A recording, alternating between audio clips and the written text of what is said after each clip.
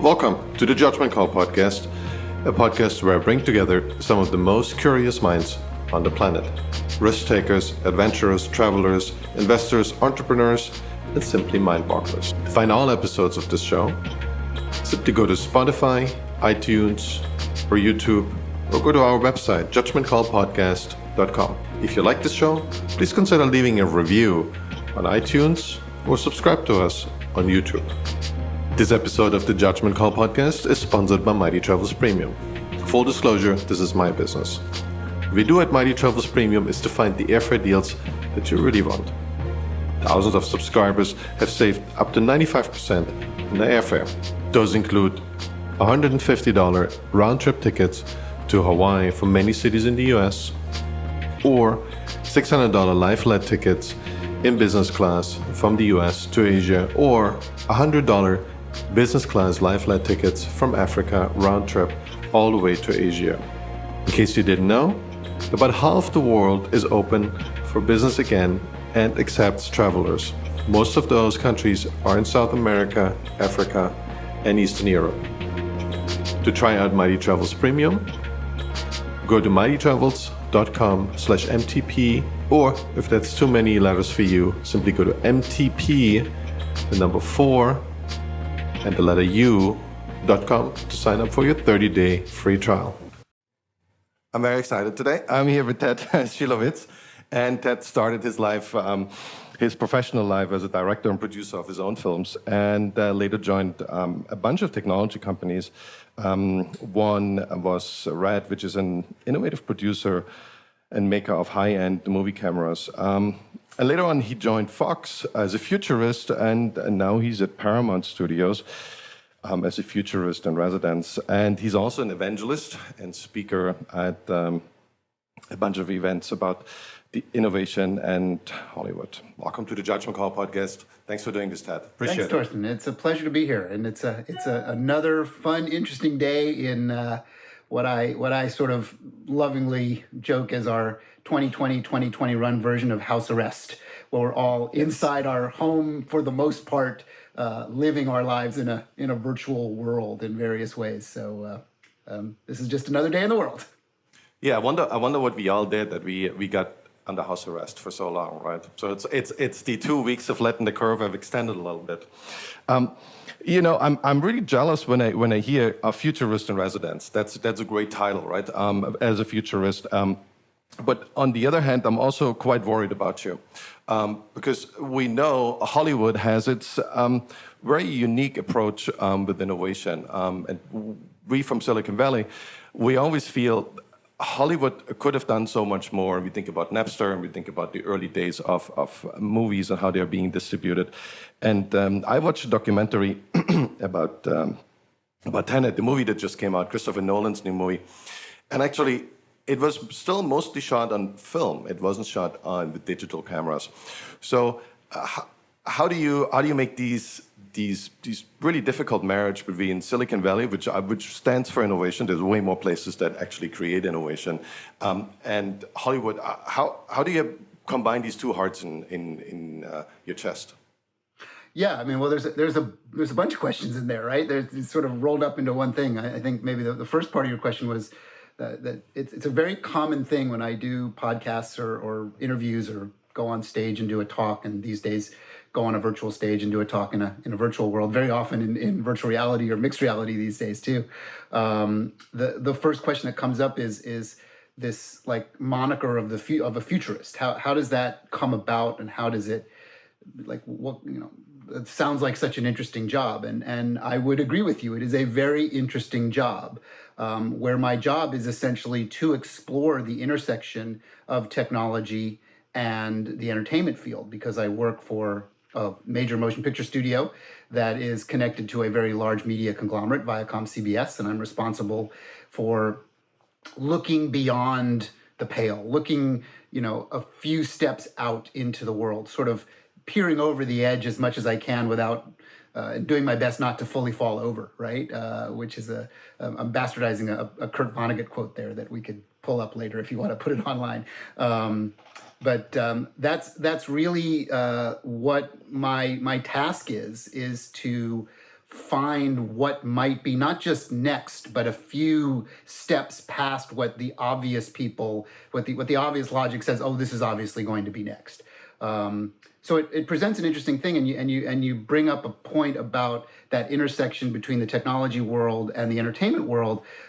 What's interesting from my perspective is it's actually always been a technology business. The entertainment business, from the minute it moved past the live theatrical experience, which is of course still relevant in many ways around the world, into some sort of recorded medium, right, of whatever the day was, whether that was nitrate film at the beginning, which would burn up and explode at a moment's notice, and there's all kinds of tragic and horrible stories of all that period of time that was lost to history just because the technology itself was so volatile, right? And then there were a lot of technologists that worked on making it less volatile, making it more stable, more viable. That was a technology effort.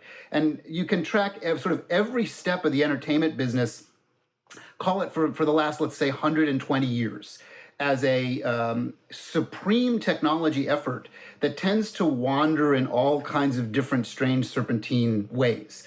And people sometimes overlook that the lacing of the entertainment experience, the experience of giving people joy and telling people story and trying to distribute it and disseminate it in ways that can have permanence, that can be extraordinarily engaging and can fit with the tool sets that they use in their modern lifestyle, in whatever lifestyle they've lived at that time, is absolutely a technology effort, right? So the idea of being able to distribute motion pictures in a range of theaters that was filmed once and then shown many is absolutely a technology effort. Now, flash forward to today, and that same metaphor of creating material that can be absorbed in so many ways at the drop of a hat, at a moment's notice, is technology that the entertainment industry probably actually pushed the Silicon Valley world into figuring out new veins of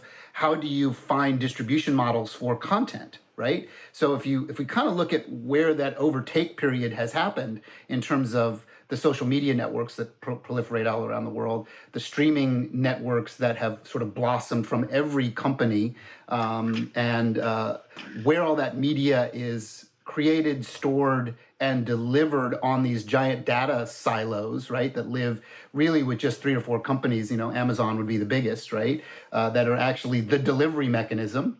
So it's like, there's an interesting metaphor of the delivery mechanism, call it 60 years ago, was a dude with 4 film cans, dropping them off to every theater and then going to pick them up and move them to another theater and move them to another theater. We built a technology metaphor for that allows a central repository of the guy with the film cans. And you as a viewer can fire up those film cans at any time you want, right? So I guess maybe the thing that's kind of worth reflecting on, and this is kind of goes back to the first part of your question, is what an interesting job a futurist is. If you're pursuing the art of being a futurist, what you're really doing is you're a pastist.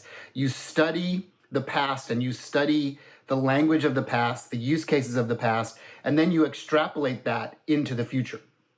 So, like, my wife and I are watching Queen's Gambit, this show about chess, right? That has become all the rage, and you would think it's the last people anybody ever wants to watch is chess. But chess is so interesting because it's so spiritually connected to the brain and the thought of the past and the future simultaneously, right? So you have to kind of look backwards to see, what were all the moves that were made, what is the strategy that opponent is taking, and then you apply that into the future. And it was just top of mind today as I was thinking about, as you're asking that question, I was just thinking that what I really kind of do for a living is play this interesting chess game of moving the pieces around on the board and watching what everybody is doing, whether they're my competitors, opponents, colleagues, collaborators, and seeing, what are these moves that are going to get us to whatever that next end game is.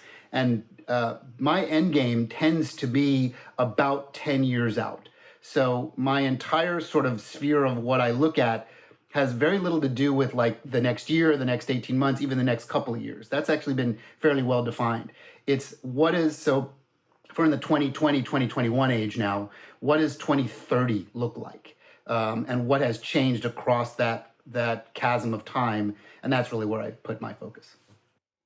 Yeah, I feel as a futurist, you kind of in a similar role than a venture capitalist. What's great is you have your LPs are not as they don't ask too many questions, I feel, and because as a futurist, the LPs kind of they don't need you to make money, right? I mean, not at least on your P&L. And on the other hand, you can also stretch out that futuristic horizon a little bit. You just mentioned 10 years, which is the same as for VCs, right? But for a lot of futurists, and I had David Orban on a couple of episodes ago, he's like 200 years in the future. He's basically on Star Trek, right? So he's like nanoprobes that we shoot through the universe. It's a whole different way of thinking. But as a futurist, depending on what you cover, right, and how much you can choose that topic, you can be many, many years in the future.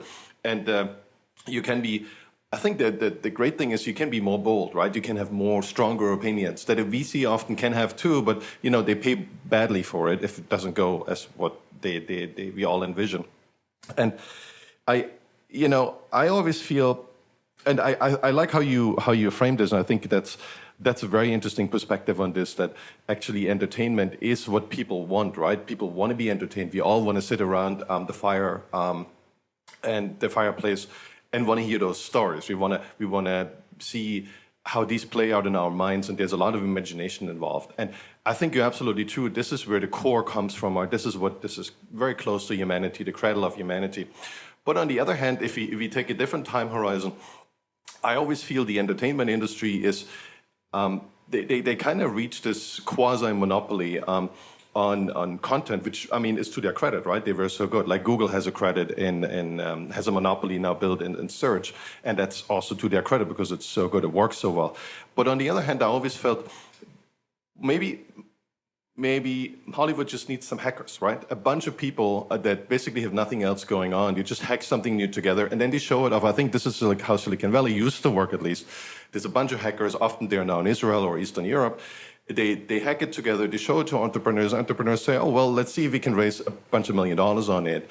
Go to Silicon Valley, raise some funds, and then it takes off or it doesn't. I always felt that's missing in Hollywood a little bit, that you have a bunch of hackers who show new technology, put it out there, and then raise funds on it. Or am I missing something? Has that happened? No, I don't think you're missing anything. I think there's an important part as you talk about the weighing factors of what we refer to as this thing called Silicon Valley, which has moved well beyond the valley now. It's still we like the term, right? But you mentioned Israel, and I think Israel is probably one of the most interesting, most innovative, most forward-thinking cultures on the planet.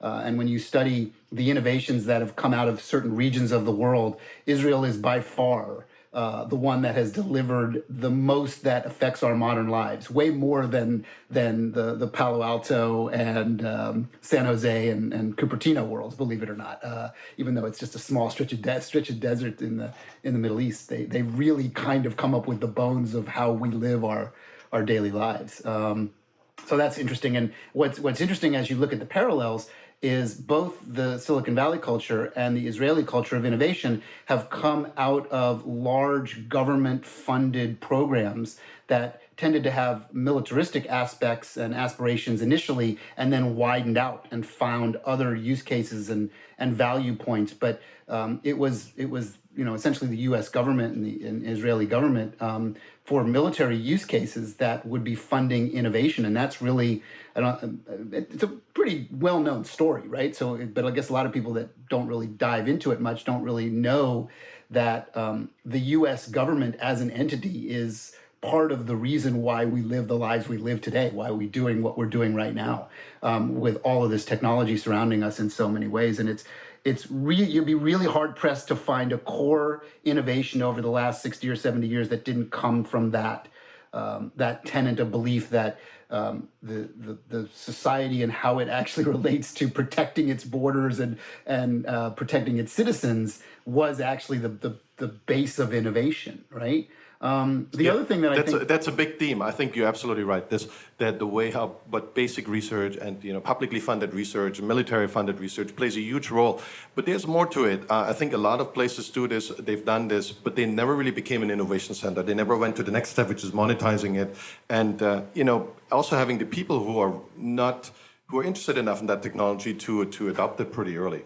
So there's a bunch more factors needed. And there's this book, Mariana Mazzucato is really on that trip where she says, literally the iPhone has been fully paid, all the inventions by US taxpayers. And she has a point.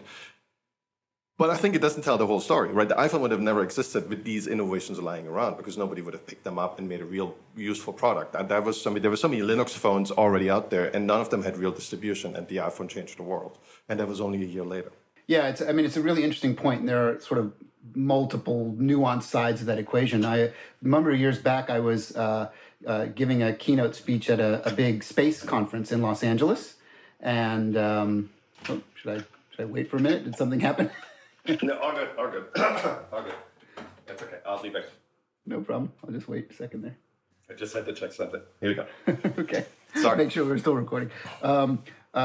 So a number of years back, I was delivering a keynote speech at a big space conference in Los Angeles, and Jeff Bezos was the other speaker. So he and I had a little chance to interface backstage and chat a little bit with some of these other space nuts that we're all like. I grew up in Florida, so I'm also kind of a NASA kid. Like my uncle worked for NASA. I saw many of the launches from minimum distance. I did a lot of production work with NASA over the years. I spent a week under the crawler shooting the shuttle moving to its position on a job.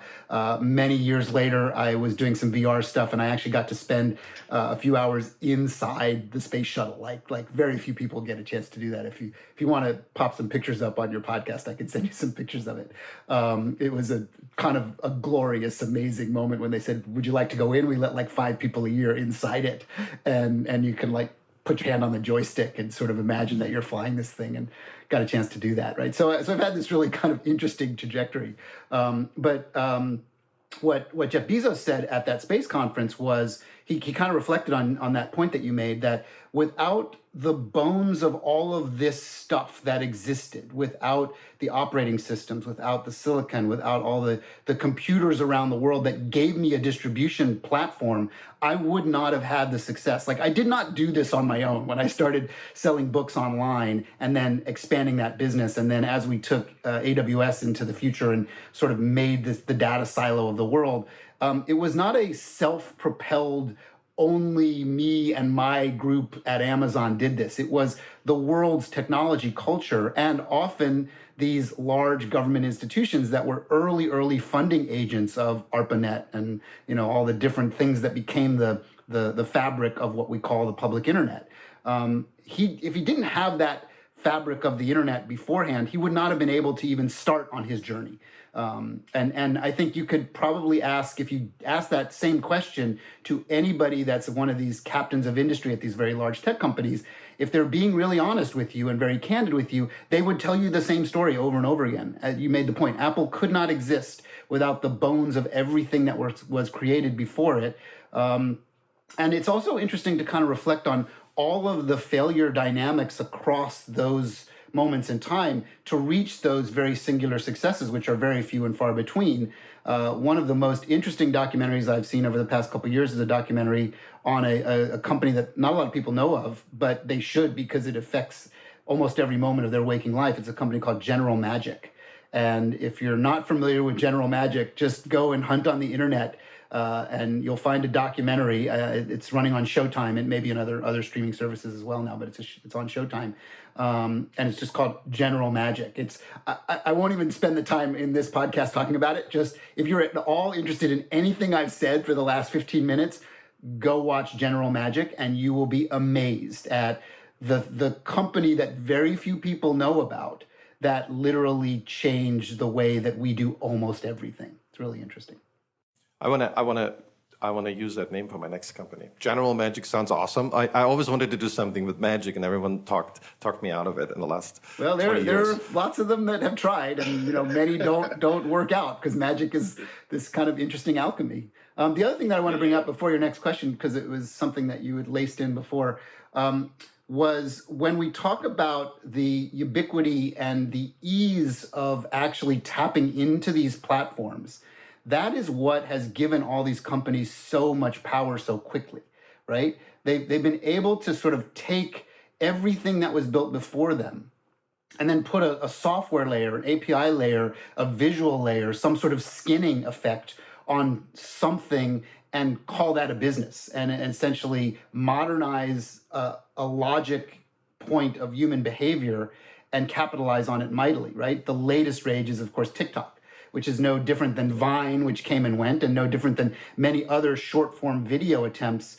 But just that chemistry, and what did they really build and innovate? Nothing. They just re-engineered the chemistry of many, many years of this thing that we call public data transfer, right? Like we're able to move data, visual data and audio data around very easily and tap into this mesh of all computers communicating with each other. I think people kind of don't realize the important little pieces of something like called the hyperlink, right? And how without that sort of core innovation of how you link all this stuff together in a way that people don't have to like go to 12 different things to find it, it just shows up, is so core to the success of like every industry on the planet almost these days.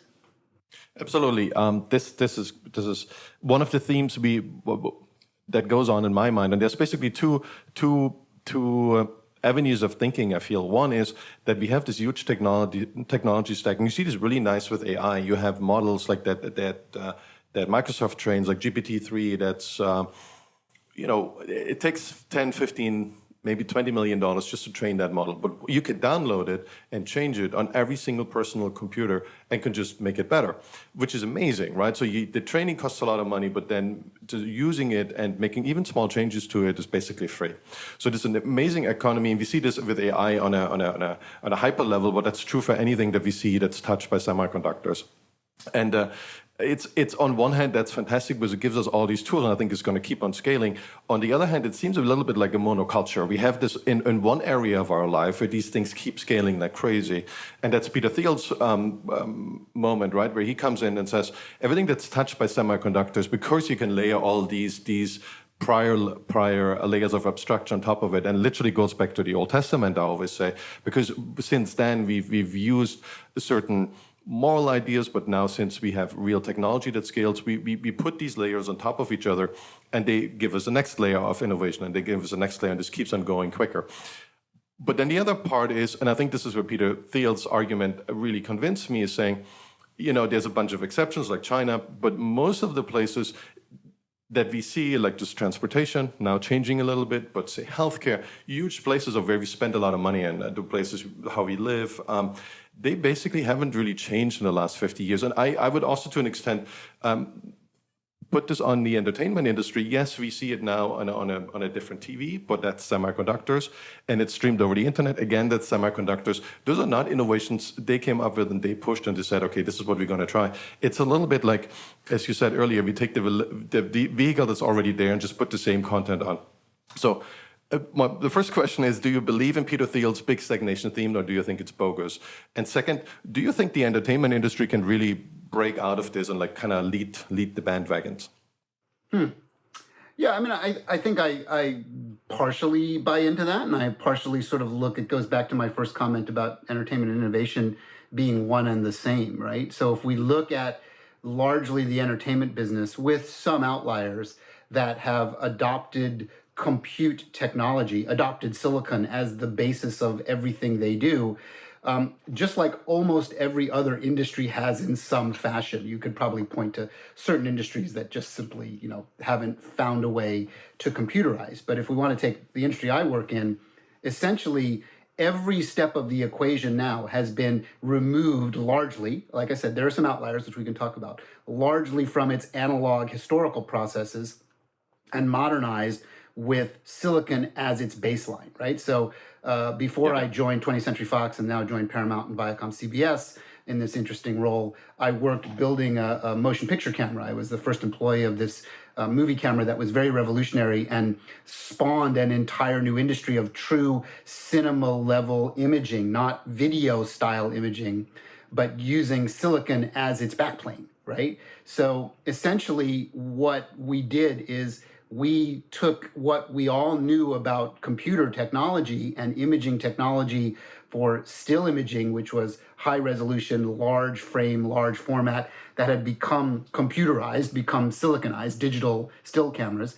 And we learned how to make a motion picture camera that would have the same tenets, the same understanding, and the same sort of DNA as that. And that was highly successful, continues to be highly successful, and spawned 12 different other camera companies that some were already very large companies that existed making inferior products and then moved into that world. And some were new companies that sort of learned from us and built, just like, Apple and HP and all the other companies spawned many other groups, right? That do similar things. But if you go back to sort of that initial thesis, right? If you study every step of the entertainment business as we call it today, whether that's passive or interactive or some sort of hybrid, so that can cover television, movies, gaming, et cetera, right? I could give you lots of other examples. It's very hard to find a step in that process that is not completely adopted, not just influenced, but completely and totally adopted by silicon. From the minute someone starts writing a script, there are very few, there are some outliers, call it 5 people on the planet, that would type on a physical typewriter with paper. Most people use some sort of compute device. We call it a laptop today, right? Or maybe they're on an iPad of some sort. That's just a computer metaphor of a typewriter, right? So they've just chosen to use silicon instead of paper and ink and a hammer, right? Next step, as you start to look at, okay, we've got a script and now we're going to greenlight this project, and we go through all the process of all the executives and all the people starting to gin up what we're going to need to make this product, right? What are they doing all that work on? They're doing all that work on computer platforms, right? Occasionally they make phone calls, but these days they're all on video chat, which is a computer assisted, this is silicon in action, right? So all the communication is silicon, and even the phone calls are over IP, so that's silicon, right? Then you go into, okay, for big movies, for big tentpole movies, you do a step called previs, and we do very advanced previs, pre-visualization. That is fundamentally, and I would almost say wholly 100%. You could argue that there's a percent of 2 of physical drawings and things that get done, but most of that work far and wide now is done in a computer landscape using game engines, 3D modeling software, and computers, right? So then you're ready for that. Then you go into the actual physical production. And cameras, just like the cameras that we're recording on now, and you're actually having me recording on 3 at once so you can cut in between all these things, are just computers, right? They're silicon chips, CMOS sensors, and a computer backplane that allows this to happen. I could keep going on this metaphor, but you get the idea, right? We go into production, everything is a digital computer use case, right? Including how we shoot modern production now with these giant LED walls, so we don't have to go out on physical location. We can artificially create locations with computers, right? And computer technicians and computer backplane.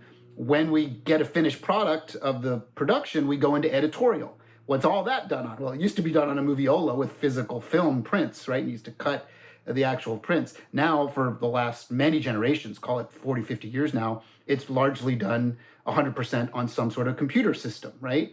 And that's Final Cut Pro and Avid and all the software layers and all the computers that do it. Then when it's done, we go into visual effects, right? All computers. When the movie's really done and locked picture and we're ready to distribute it out to the world, every form of distribution, whether it's the old-fashioned movie theater with a few outliers that still will run film prints, it's a digital thing, right? So we deliver a digital print, which is what's called a DCP, and that's a digital computer file that's read on computers, and the projector itself. I did a stint working in a creative capacity for a very large projector company called Barco. Those are just giant computers with chips and lights and lenses that take that computer data and put it up on a screen, right? Then when we look at all the other deliverables, the TVs, the computers, the iPhones, the Android phones, those are all just computers as well. And we deliver that data via compute. So that's innovation across the entire industry from every step of the creative process, right? And how you create a video game and distribute a video game is exactly the same way. We cannot get away from the compute because the compute is efficient, it's powerful, it's strong, and it's viable. And I think when you touch on industries like healthcare, there are certain regulatory things that have slowed the machine down. But largely in most modern societies, compute technology has essentially taken over every piece of that as well, right? And even to the point of robotic surgery. I'm a benefactor, and I'm here doing this today because 12 years ago, I had a robotic surgery with the robot. Like, there was a surgeon that controlled it, but his hands weren't inside my body. It was a robotic device, and that was 10 years ago. Now that was experimental at the time. Now it's completely mainstream, right? That and all of these things that we do are either silicon assist or silicon centric. Every part of the healthcare equation. While it might not feel so modern because sometimes it just feels a little like staid and old.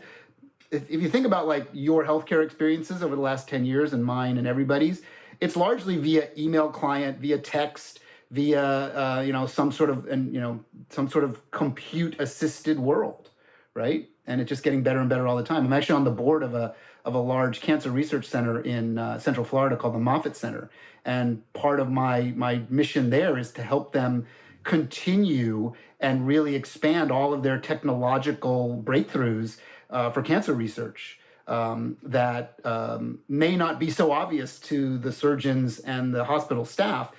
And sometimes it's just my like ability to say, look at how you're already using computers in almost everything. Now let's study what is still not at its most modern form. And how can we use things like mixed reality and virtual reality for training and patient therapy?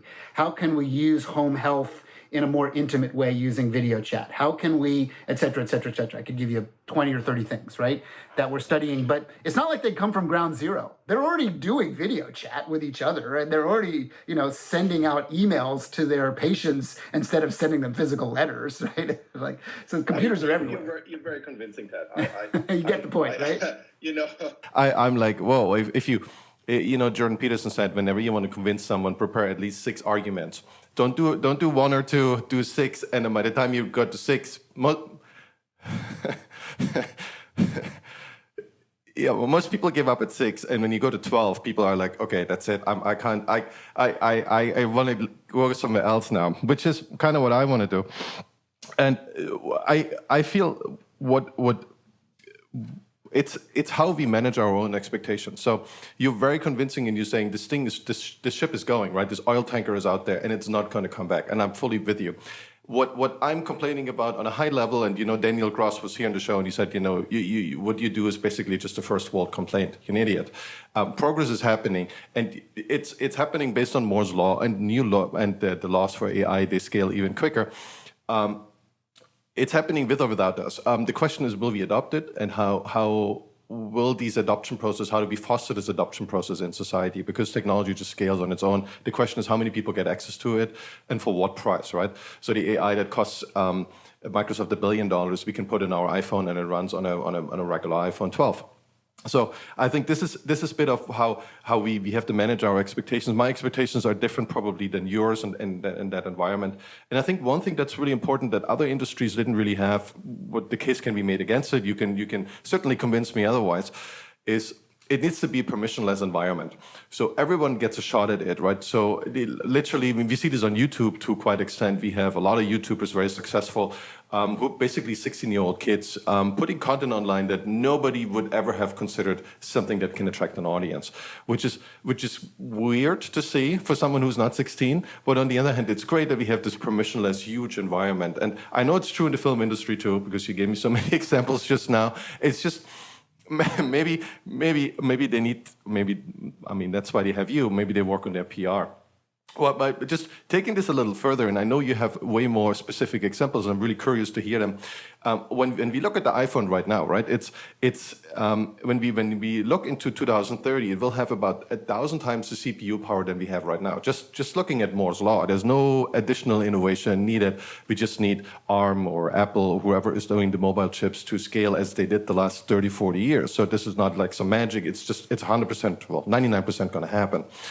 What do we do with the 1,000 times more powerful iPhones that we can't do today, or it's too expensive today? And I know you guys worked on 4K cameras at the time, which was a big deal in 2006, right? It was unheard of. Now, like we record, Yeah, we record this on 4K, and it's not even a big deal, right? Even a cheap iPhone can do it, and a cheap Samsung for a couple $100.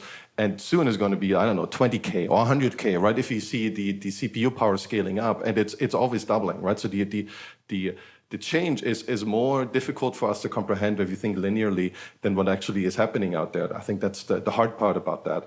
What do you think we're going to do with specifically, with devices like the iPhones that are cheap and handy and mass-produced that we can't do right now? Yeah, so I'll mention two things. You, at the beginning of that part of your discussion, you touched on something that I was thinking would be interesting to mention, is what I call the leapfrog effect. So when you start to mention that that first world problem, right? This, and we often complain, well, we're stuck in our houses, we're doing video chat every day, and then we say, we're really so lucky that we can even do this and that we could respond to the world in this way. And these are first world problems that we're going to complain about. What is interesting is when you enter escape velocity of the first world and you start to go into what we often call the third world, which I think is now a misnomer, is countries that have had less ability to ride this curve will actually take advantage of the end of the curve much faster.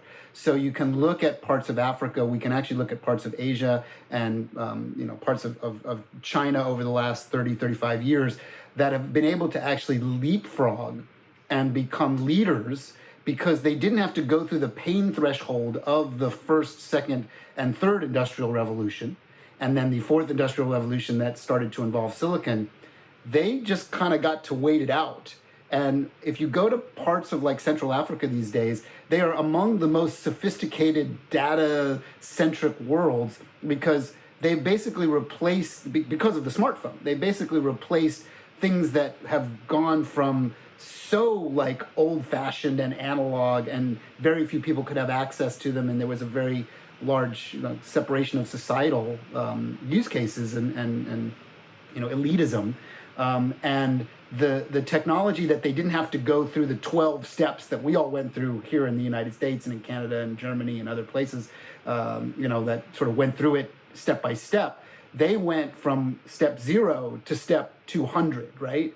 And you know where the term comes from, the third world? Do you know where the term comes from? No, I don't. So it's that really goes to your argument. So the idea was, and it comes out of the 50s and 60s, when we had one world, which was dominated by the US, the free world, right, with democracies, and then we had the Soviet Empire, and those were the two worlds. Right, so the third world, basically, those were the ones that were non-aligned, and usually they were too poor. Nobody cared about them. So correct. That's why we talk about the kind of right? Yeah. dismissive. We were like, neither Russia nor we were interested in them because they were too poor to make any impact. And that's why we feel that this label stuck. It's really strange. So, but now when you study a place, and like I in the days where I used to travel a lot, and hopefully someday I'll be able to do that again, I would go to parts of China and I would go to Hong Kong a lot. And I was stunned at just how much better their telecommunication system was than in the West. Because in the U.S., certainly in parts of Canada, we're still living on like a copper infrastructure from the 50s and 60s, right? They didn't have any of that. They just modernized and went right to a fiber infrastructure. And now parts of like what we consider the least economically viable countries in the world are figuring out a way, because technology is so much cheaper now. They can deploy at scale, and they can use all the benefits that have come over this 60 years of innovation, and just drop into like lighting a match and here it goes, right? So I think that's an interesting piece. And then now remind me the second part of your discussion, because now I've lost it, the other part you wanted to talk about. I think we were just talking about the iPhone and what it could be in 10 years from now. Like related to entertainment technologies, obviously, where yes. you're the domain expert. Yes, so the core of like, where do we go from here? And there's an interesting argument that have we reached as far as we are going to reach with the form factor and the ability of what a pocket computer can do in that form factor, right?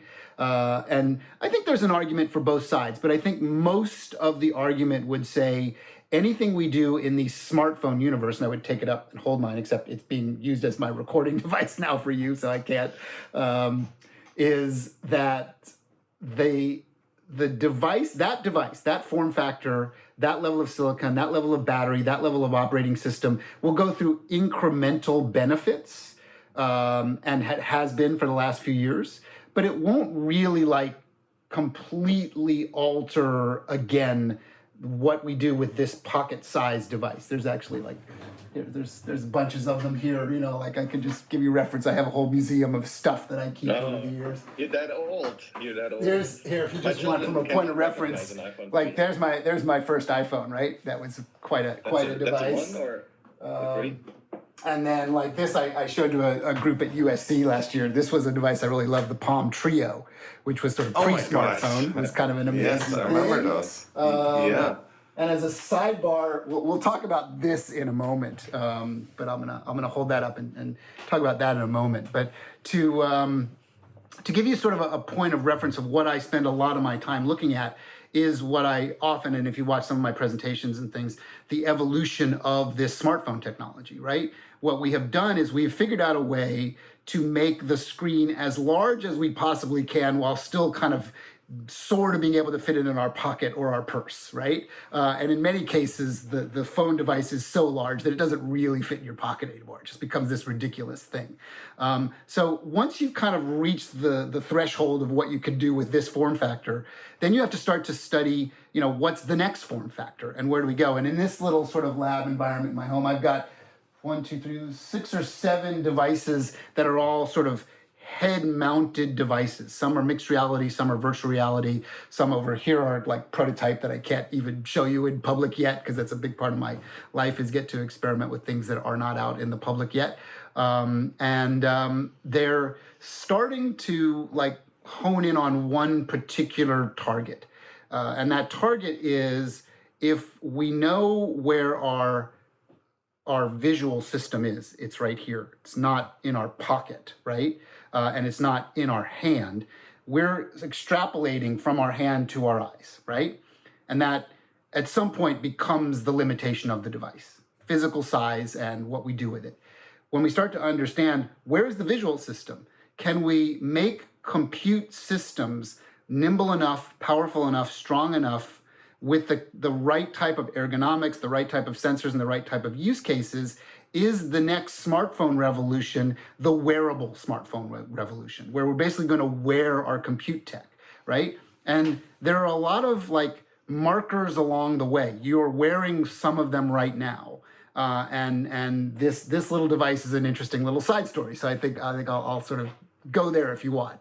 We can talk about mixed reality for hours if you want, or you could just Google my name and you'll see all these speeches where I talk about this trajectory of wearing the device and why it may seem a little goofy right now and a little like that doesn't make any sense, but it's no less goofy than just 12 or so years ago when people were starting to like understand that I can do compute on the go with something I can hold, and it's not really a phone anymore, it just has a phone application, right? In fact, the ergonomics of today's iPhone, I think, are like wholly designed so that you don't actually do traditional phone communication.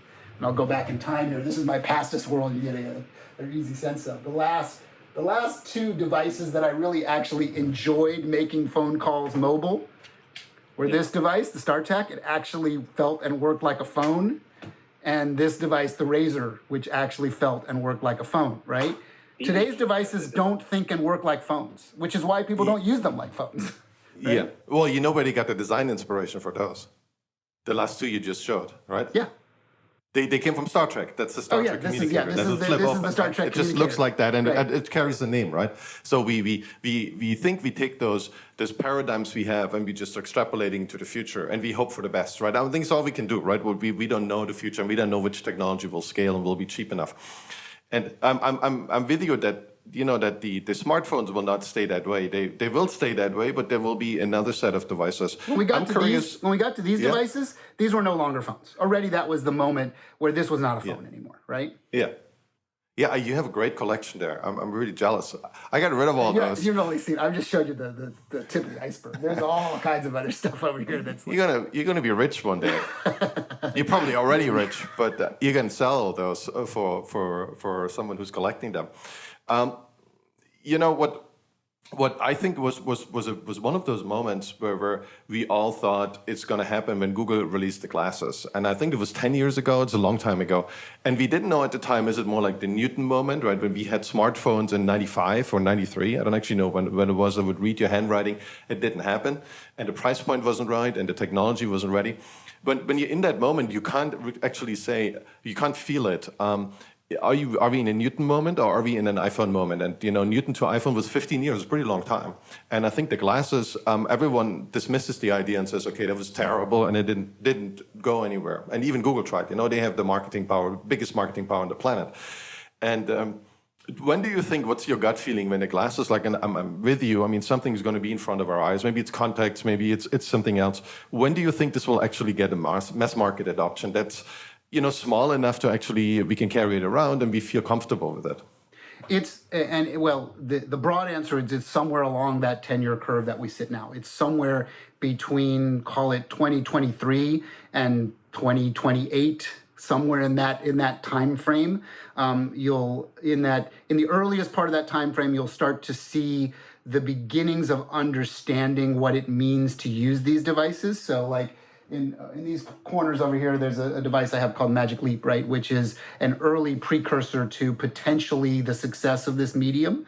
Whether Magic Leap survives as a company is an open question, but what they've done to set the stage for that trajectory is when you really kind of know intimately what they were trying to accomplish and what they did and didn't accomplish. It's a good learning piece.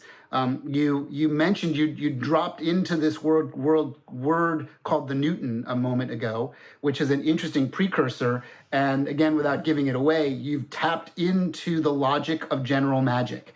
And there is a story about the thing that General Magic was creating and the Newton, and there is very much some interesting intrigue, and it's an amazing story. And the Newton, in some ways, was the beginnings of that revolution, just like now flash forward to a wearable device, the Magic Leap, the HoloLens, a device like this from a smaller Chinese company called Nreal, is an interesting precursor to where these things are headed, right? So I doubt you would really wear this in public like eyeglasses yet, but they start to feel like eyeglasses, right? And I can send you some other examples of these things.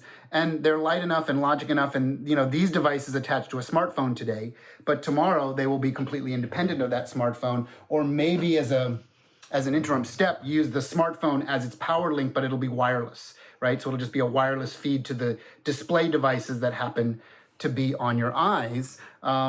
I think what's kind of interesting to note, and there's a lot of every 3 to 4 months, there's a regurgitation of the rumor mill about what Apple might come up with in terms of this wearable metaphor. And you can sort of look at the leaders of that company, like Tim Cook, talking very overtly about mixed reality and augmented reality and what an important part of a future for their company it is. So that's not a secret. He's very obvious about it. There's like a 60 Minutes episode where he talks about it in detail. Like, he believes that the next layer of visual compute is this kind of layer that drops on top of the real world, which you're starting to see in the beginnings of it with smartphones, right? This kind of what I call magic windows, sort of pseudo AR. When you get it to your visual system, that the world starts to change. So whenever your audience, your viewers, your listeners have a chance to just try any kind of a mixed reality device at some point in time in their life, just have the most open mind that you can, and know that we're just at the beginnings of scratching how this is going to work, just like the very beginnings of the iPhone or the beginnings of the BlackBerry or the beginnings of all this. Like, when we evolved from a phone to not a phone, we're now evolving from a pocket computer to a wearable eye-based system. So everything's going to change. Yeah. Do you think there is something like a 15-year cycle, or maybe it's more compressed? Because I was talking to Bill Reichert, who was working at SRI and for the first Newton at the time.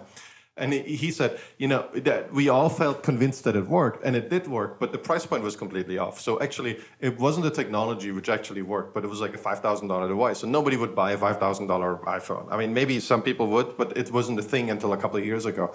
And Do you think it's this 15-year cycle which is more like I think it's more a human thing, but it's also a technology development thing where the first entrepreneurs come out, it fails, and 15 years later, the same technology takes off. I mean, the time frame seemed to shorten a little bit. We started with social networks, had been tried many times in the late 90s, and then it took off about 10 years later. We saw this with the iPhone.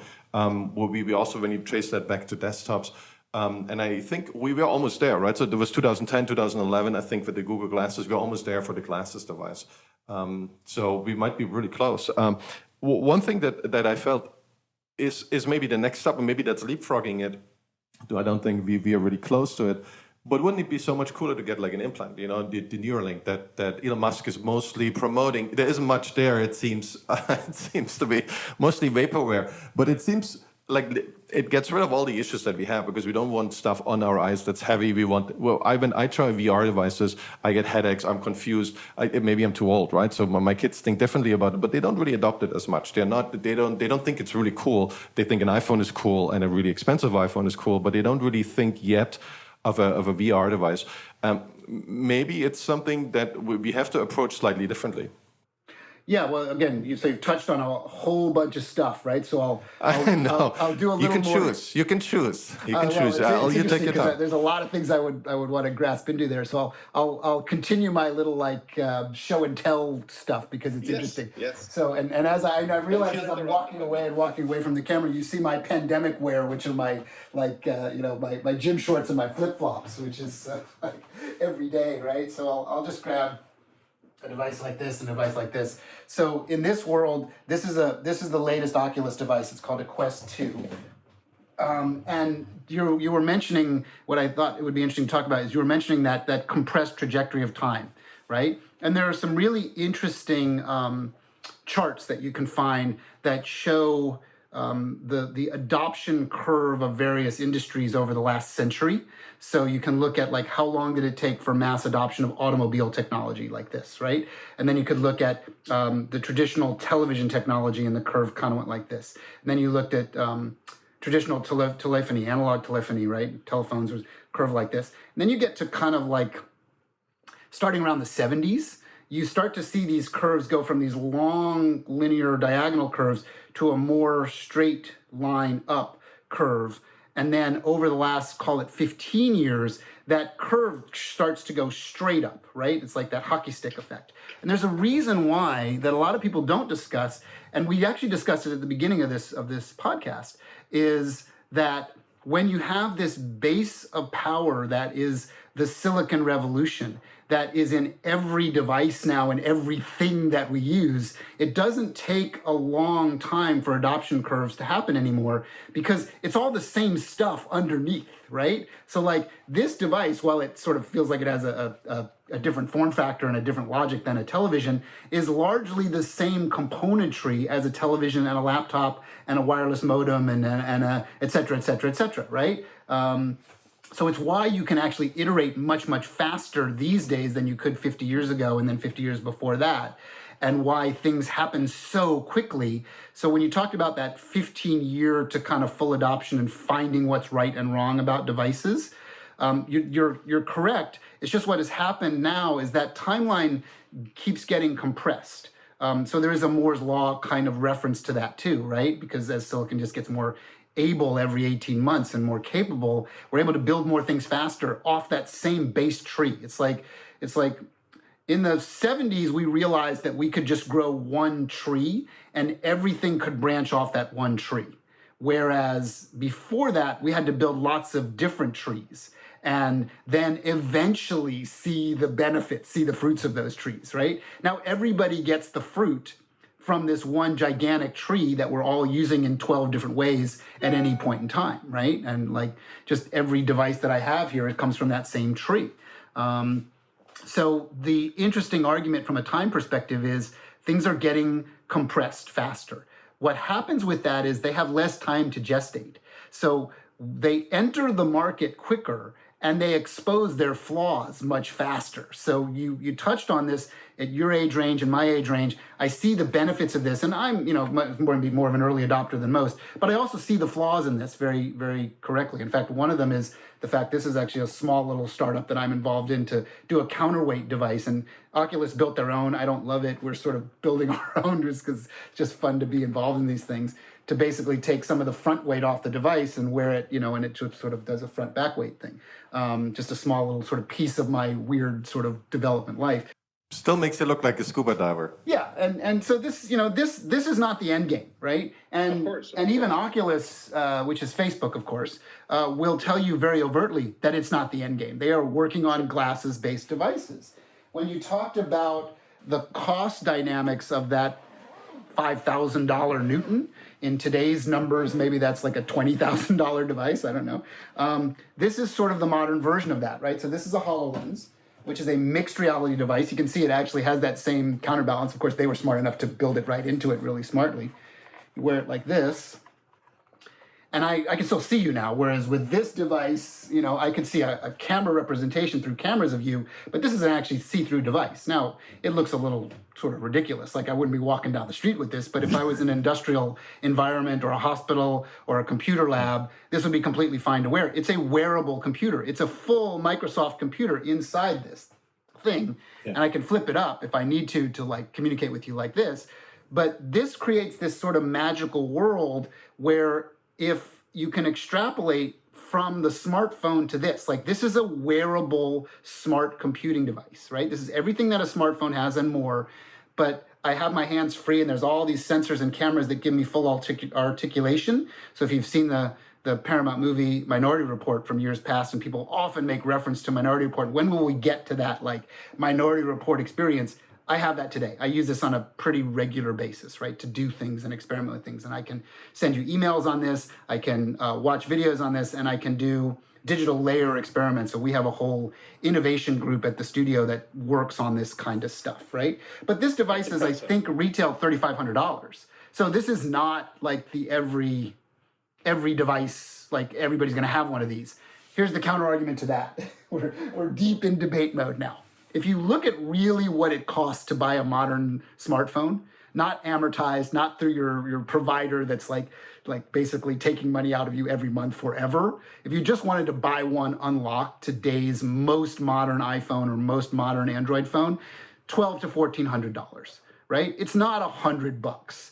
It's $1,200 to $1,400. So the delta between $1,200 to $3,500 isn't actually huge.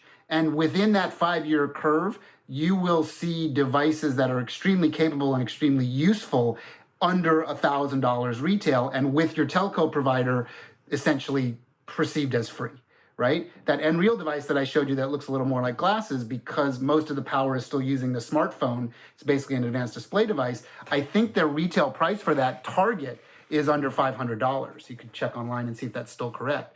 But it's not going to be a multi-$1,000 device.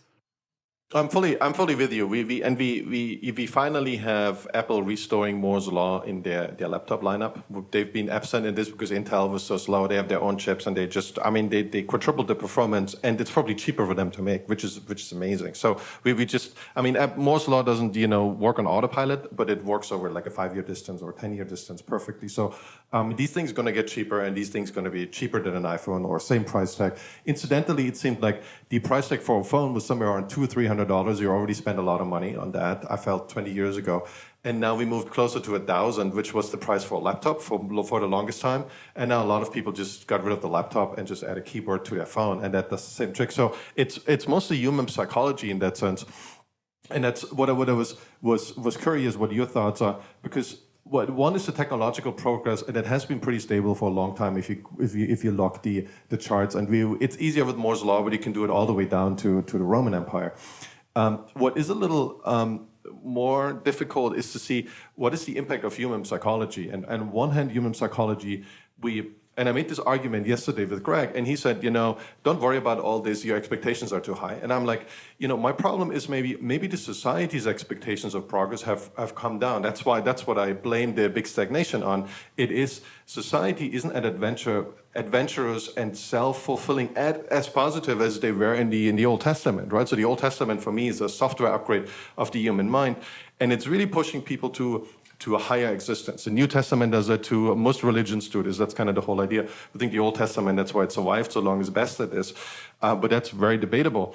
What I'm trying to say is human psychology kind of controls how quickly we adopt these technologies and how quickly we roll them out to society.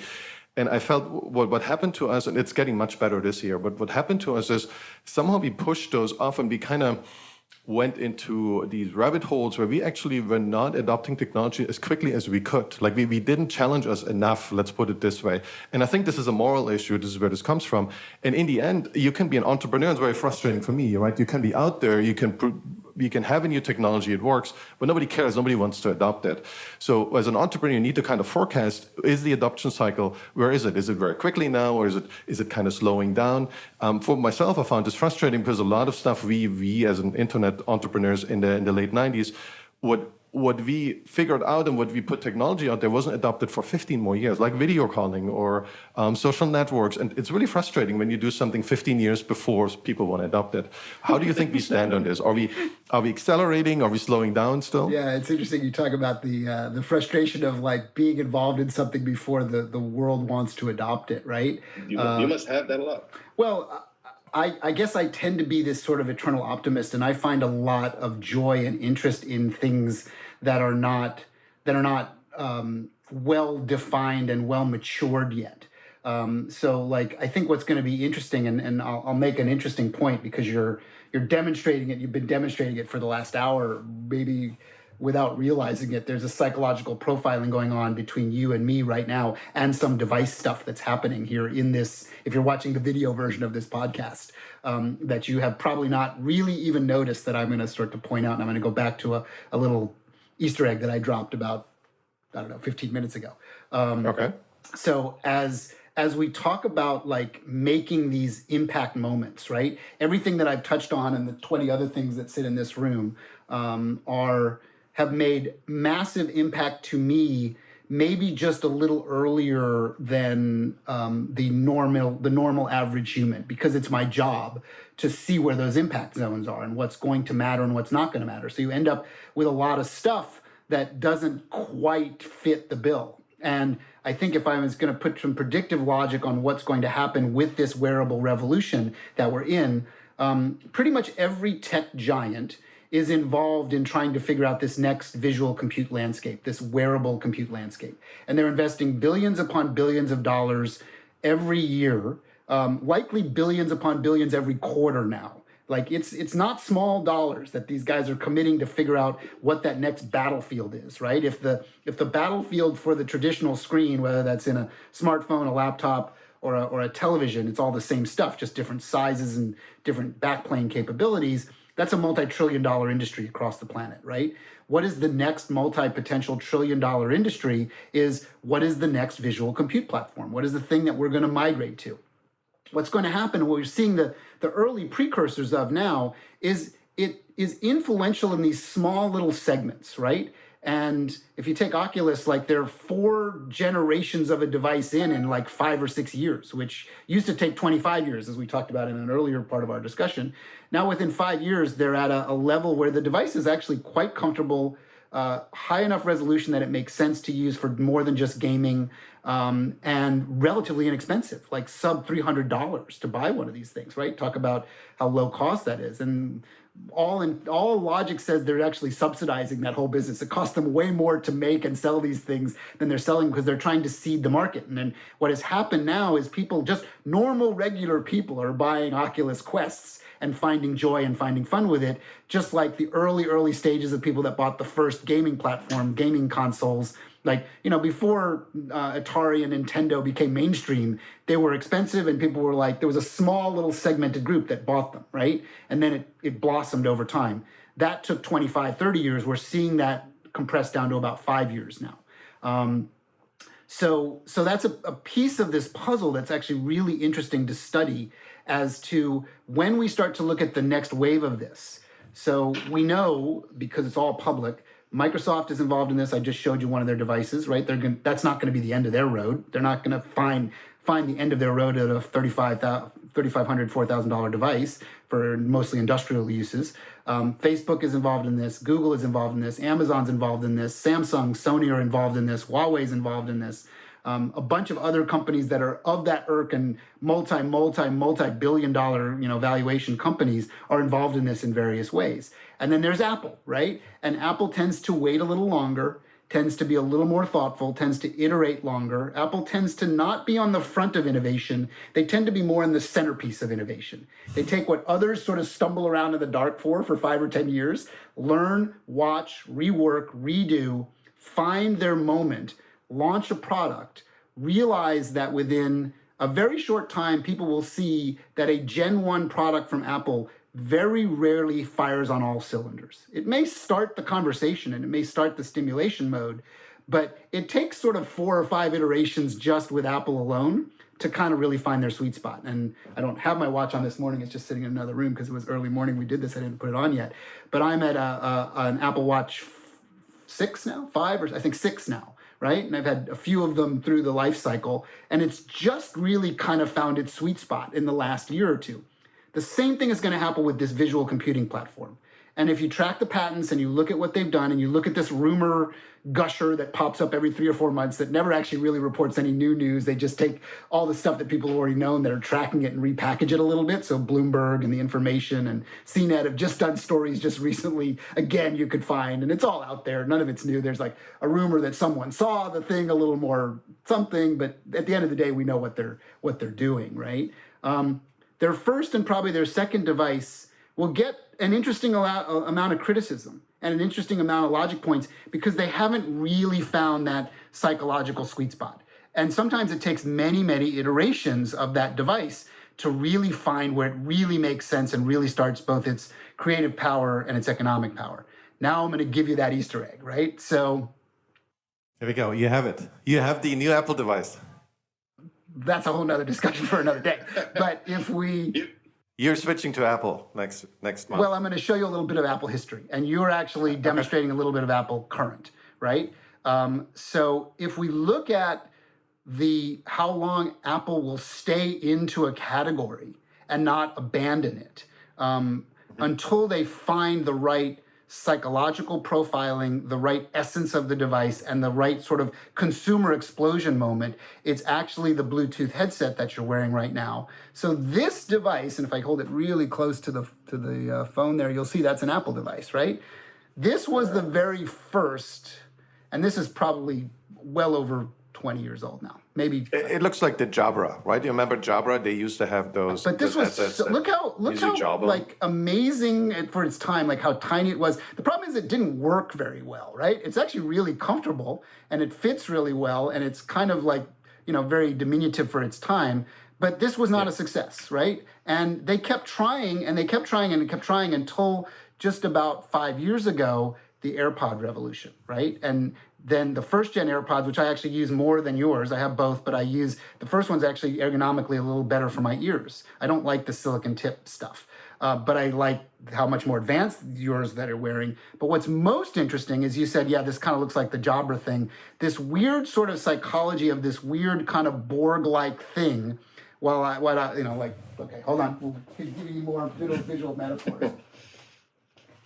Like when you go back to these days, this is the original Jabra. If you're a fan of Alias, this is the one that the guy wore. Let's see if I can put that in my ear now, right? I really like those. I really like this, and the idea that you can use the sound from your jawbone and not the microphone, so you can talk in high noise environments. I think that was awesome.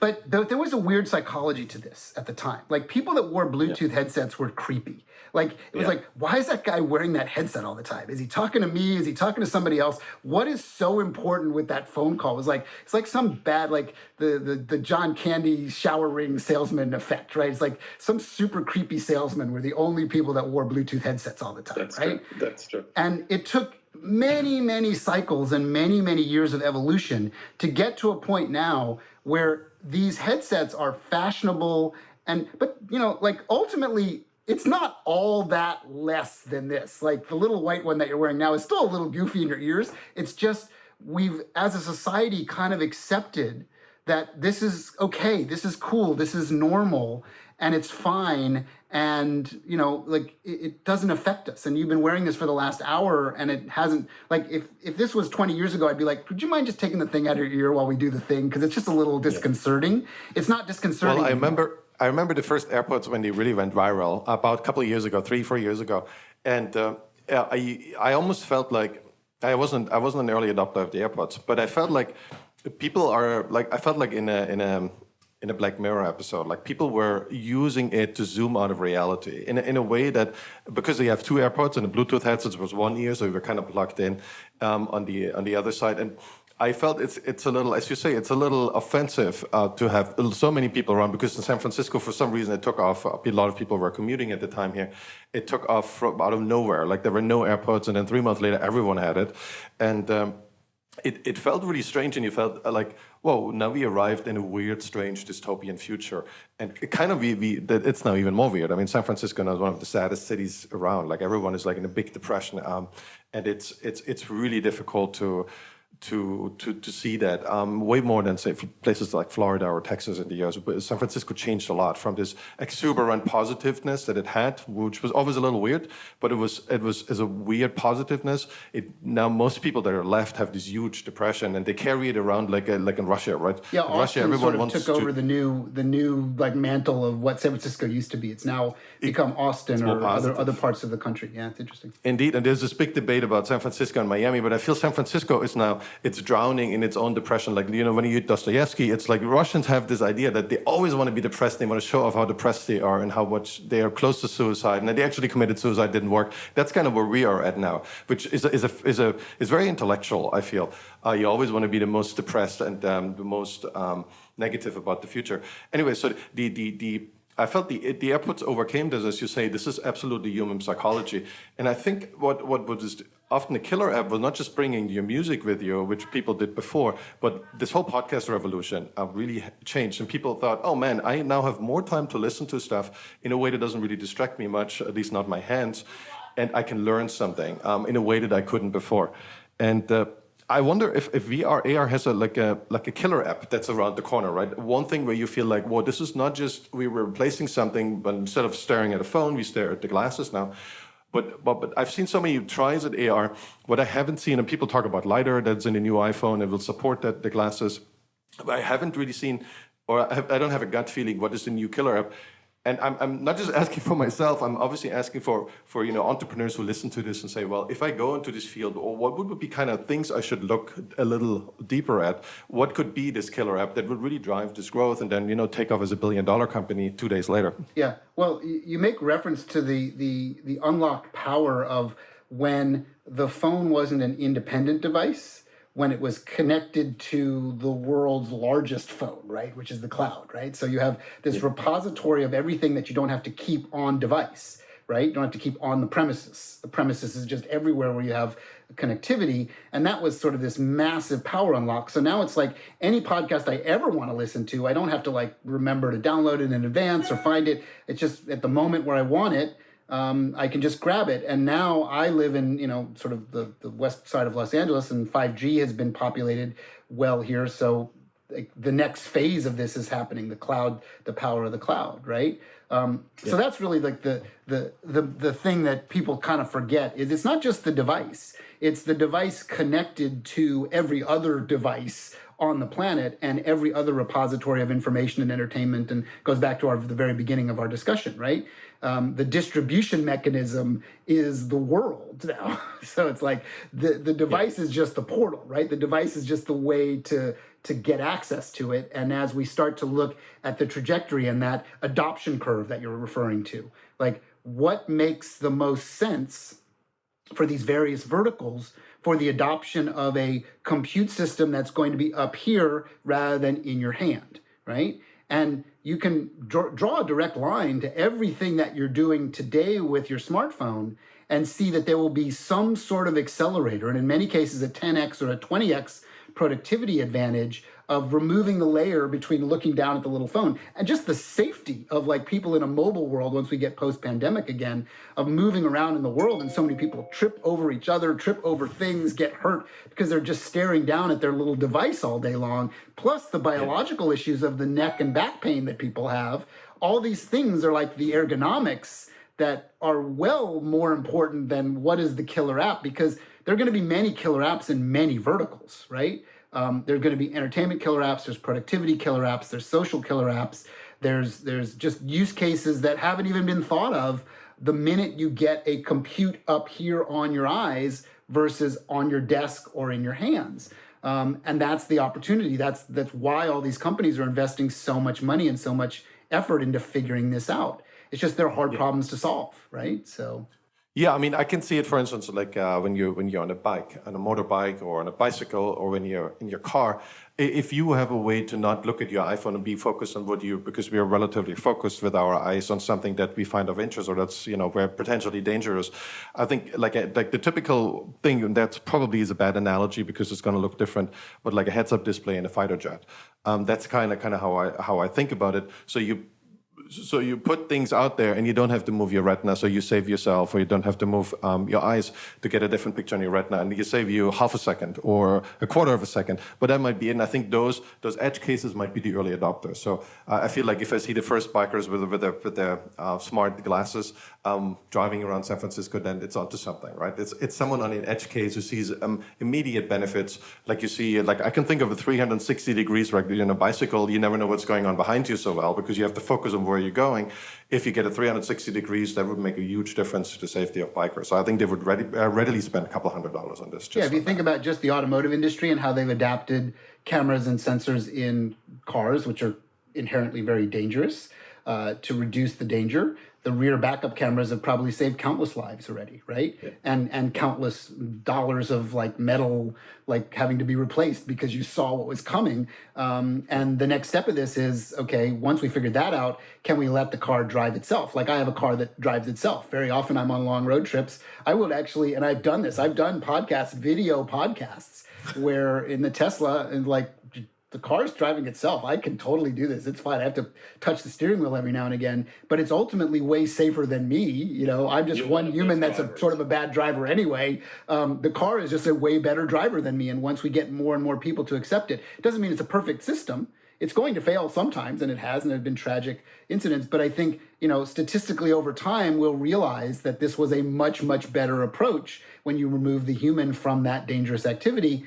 Same metaphor is once we started figuring out, let's put a camera so that people could see what's behind them in the car, we just removed a big danger area, right? And to your point, when we get compute up here, we're going to find all kinds of things, just like we found all the value of that audio system that you're wearing right now, right? It's comfortable, it's logical, it's somewhat fashion forward.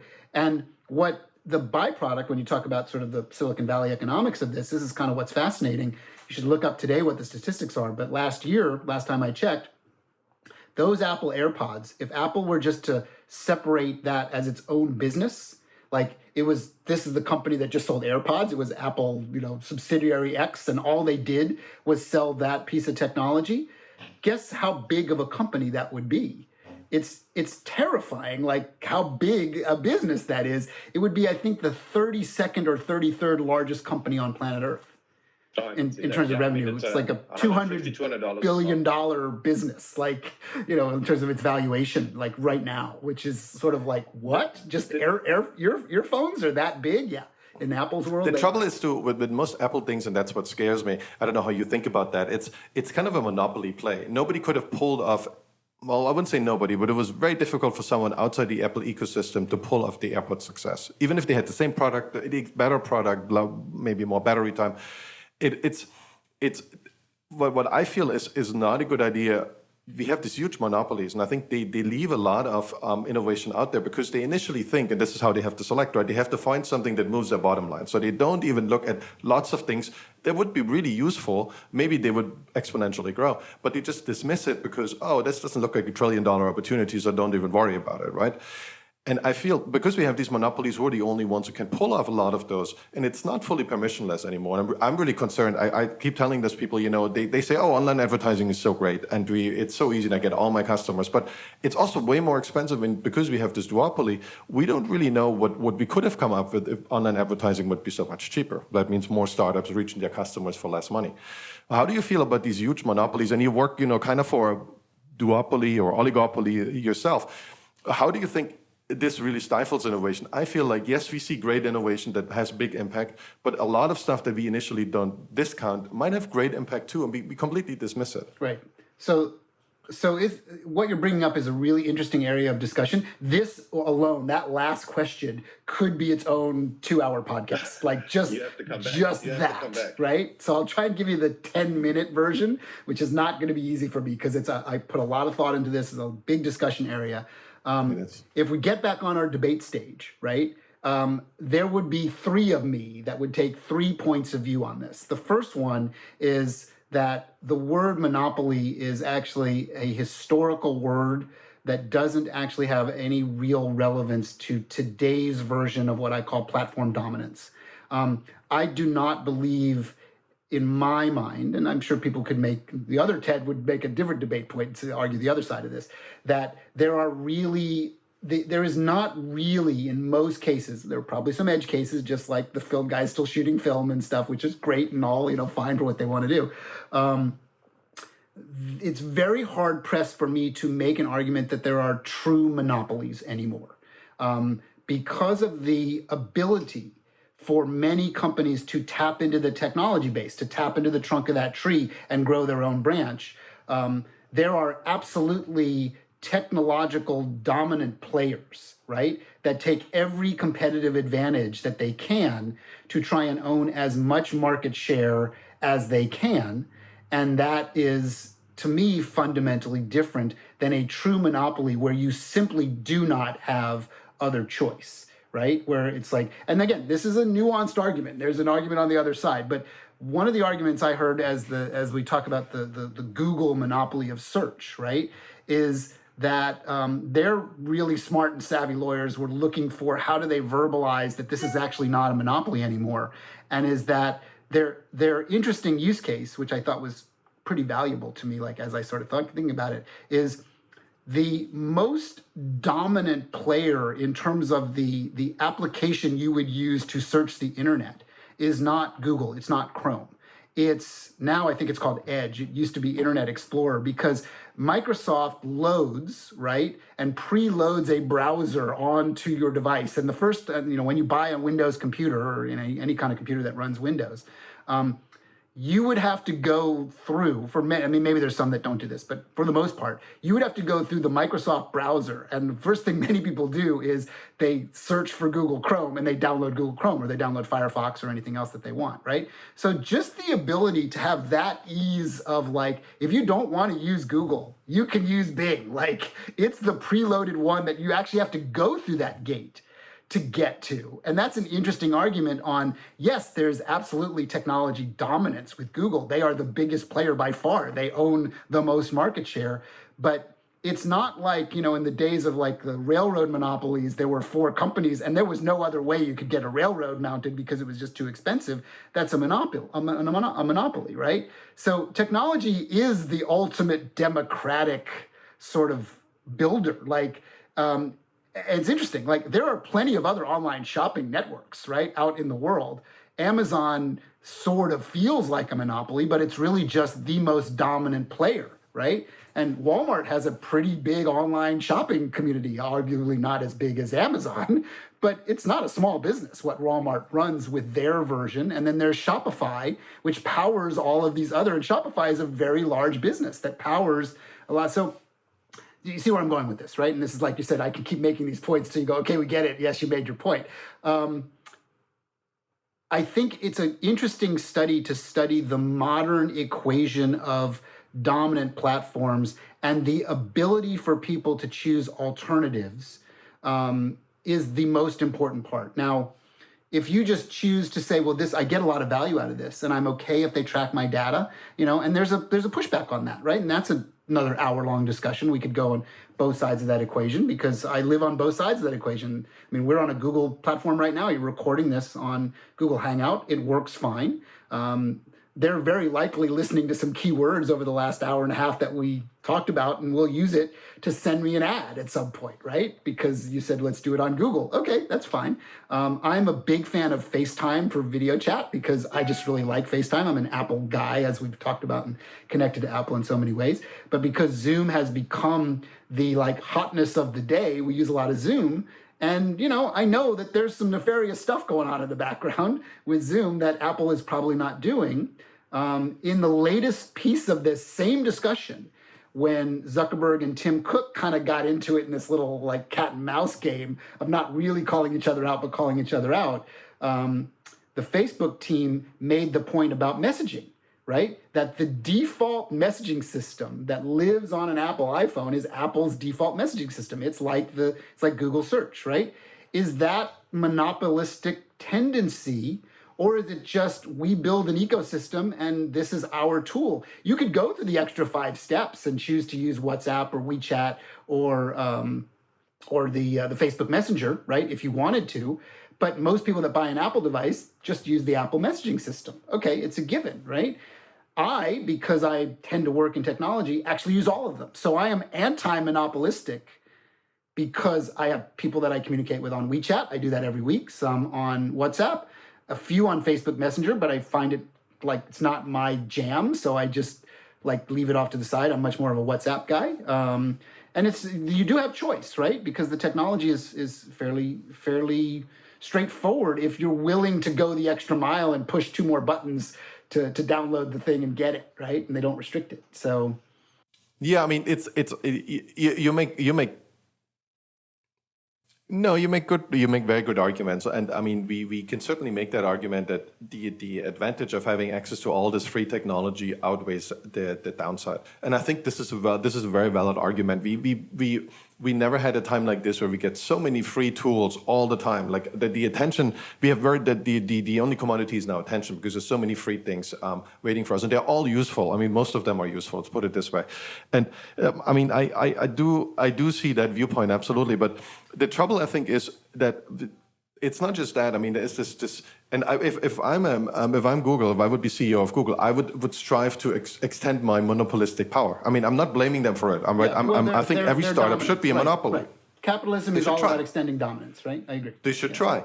But I think what's fascinating to me is that there wasn't this moment where you see parts of that. And I think you can't replace Google search in its core because there's so much user input. You can have the best algorithm. There's no point even competing with it. But there should be it should move on to the next thing. And the next thing should often be from startups. And usually right now they have, Google, Apple, they have all access to billions of dollars, trillions of dollars of free finance. That's actually meant more for airlines, struggling companies. That's kind of a weird policy that the Fed has, and it's extended to these huge companies. And they don't buy a lot. That's kind of what I'm as an entrepreneur always a little depressed about. They only buy electricity, some silicon, and people, right? But otherwise they don't buy anything. They don't buy companies. There's no suppliers really that work for Google. I mean, there's a catering company, there's someone who's delivering hardware, but that's very limited. And I always feel this is like this strange UFO economy that runs its ship, and it's beneficial. I'm not saying it's not. It's definitely helping everyone, but I think there's an alternate reality where parts of Google's business would become not a Google business, but another startup that they eventually buy. So think about the YouTube story, right? That's what I think is a good story. You have some things that you develop yourself, and Google Plus never took off, and their own Google Video never took off, but YouTube took off, and they bought it. But we have seen very few of those, and Apple almost never does an acquisition like that. So it's interesting. Now I'll put my other debate hat on. I'll put the other side of the equation on, right? Because you mentioned a few things that I agree with, and I believe that is exactly what we're struggling with. I mean, it's interesting your podcast is called Judgment Call, because this past, how long we've been talking about this, 15 minutes, is absolutely in this gray area of judgment call and societal pressures and your belief structure. And it's not like anybody that says these are simple, clear-cut issues is naive and has not really studied them, because it is not, right, in any way, shape, or form. So the first thing you mentioned is there's all these free services and so forth and so on. That's a misnomer, right? None of this stuff is free. you are paying for it in some way, shape, or form, right? First of all, your taxes paid for the ability, as we talked at the beginning of this, to actually even allow any of this to happen, right? So the fact that if you're a citizen of, let's call it the United States, we're both the United States, you have actually paid some of your hard-earned money to allow these things to exist and earn way more money than you may have ever earned, right? So that's an awareness moment, right? When you start to actually study that concept of free, you realize how much profit these people and these companies, if you haven't watched The Social Dilemma on Netflix, I think it's on, it's a very valuable piece to watch because it gets deeper into this psychology of this, right? And there's a very like trendy sort of like language around the two industries that call their customers users, right? And it's drug dealers and gigantic tech companies, tech platforms. They're users, right? Because you've tapped them into this belief structure that they're getting something for nothing, and they are being mined for their human ability to pay attention to certain things, and then they can sell that ad revenue at massive, massive profits, which is why Facebook is an $800 billion valuation company right now, right? I mean, it's interesting that the larger companies are still the ones that make actual products, right? And Facebook has tried to turn themselves into a product company by buying Oculus, right? And they're successful at doing that. And to me, they get a lot of credit for that because it's not just about data mining. It's about building a product and a service and delivering it. But Apple, depending on where their stock sits at any given day now, is $2.2 to $2.4 trillion company, selling largely products and services, and we could make the argument that they have built this thing that restricts innovation, and that's a whole nother part that you were just discussing, right? The innovation quandary. I read an interesting article somewhere along the last few years about someone really studying innovation, and they said that Amazon is potentially the worst offender at quashing innovation because they will just watch companies and snatch them up the minute that there's any sort of threat level to what Amazon may or may not be doing. And very often those companies just never see the light of day. The founders will make some money, they'll work on an Amazon contract for a little while, sort of live in that world, and that's great for them. They probably would, most of these companies as a startup probably will never be that successful anyway, right? So again, multiple debate hats here, right? But the purest culture of innovation and like real innovation bubbling all the time and new ideas really showing up was in the like 60s to the 80s. And from the 80s on, we actually saw less innovation, more tech dominance and absorption of that. If you want a really good sort of story around the upside downside of how aggressive Amazon can be as a company, just look up the story of diapers.com. Which is a well-known story about a company that didn't want to sell to Amazon, and basically Amazon essentially forced them to sell at a much lower price than they started with. Diapers.com. Yeah. It's a really interesting story. So this is like, we could go on for a long time about this. It's a very interesting debate discussion. Yes, I'm just saying I'm very happy that finally someone is agreeing with me, because I make this argument a lot, and most people look at me like I'm crazy and say, no, I mean, Google is the best thing that ever happened, and how can you even dismiss this? And I'm like saying, no, there's an alternative history that we should at least take a look at, and people are not open to that idea for whatever reason. Probably last question. I know you're very busy and we're running out of time, but what I was curious about, and this is related to this. Now the Fed. And I think there's something wrong with that policy, but I'm open to the other side of that argument. We print a lot of money, right? So the last, I think 40% of all dollars ever printed were printed in 2020. So it's a ginormous amount of dollars that we print. And modern monetary theory is something I only partially understand. And I do know a lot about the history, but I don't understand it fully. So that being said, I feel like we have this one choice where we look at the world right now and say, okay, this system that we build is unfairly giving advantage to the incumbents because it gives them basically free access to trillions of dollars of free loans. On the other hand, for entrepreneurs, the world hasn't gotten much better. I feel the entrepreneurial opportunities have gone down the last 50 years. Exceptions in the 90s apply, of course. And this is weird in a place like the US that's actually founded on entrepreneurial values, or has the most values incorporated compared to any other country in the world. And now we print all this money. I found it interesting do you think, will we use this money to actually scale technology out there? So will that money is kind of a loan that we give ourselves, right? We draw some money out and say, okay, well, we have this great amount of technology, it looks very promising, and we talked about the AR part, but there's a whole backend part that I call it the backend part, the whole AI part, which solves all the questions and kind of generates 10 billions of humans for us, and they can serve us, so to speak, or 100 billions of AIs. Do you think we are on a good trajectory? And I know you're not an economist, but do you think we should kind of double our bets and double down and print as much money as we can and hope for the best and see that this thing will take off and make everyone safe and we never have to work again? Or do you have, and I know you're an optimist, but do you feel like, well, what we are doing here is really, we are just running deeper into this rabbit hole where we see lots of people who are younger who don't have as opportunities as they would expect. We can talk about, it's another podcast, how millennials deal with the opportunities given. But do you feel we should be on the right trajectory there, or something really, there's a storm brewing? Again, these are super good questions that like have deep dive down, like how do we get there? So you made the point, I'm not an economist, I'm not a financial expert, but I do have some theses around this that relate to technology and the human equation, right? So I'll do my best to sort of bring my perspective to this. You touched on something really interesting when you talk about printing money, right? The minute that we, and actually it's interesting because, I'm from the United States, you're from Germany. We both had interesting periods of our history where our currency became worthless, right? Like the Confederate currency and the German mark 1.0 was literally, they would burn it, in the streets because it had no value at a period of time, right? Historical discussion. But it's a as we look at the pastist versus the futurist sort of thing, it's a very important telling moment where we know how this movie ends once we remove reality from currency, right? So I guess maybe the thing that I would spend a little time talking about is the new forms of decentralized currency and de-governmentized currency, which relates to, cyber currency and the blockchain, right? So blockchain mathematical equation, it's not based on the fiat structure of the idea that a government is the authority that gives currency its weight and its value and its permanence, right?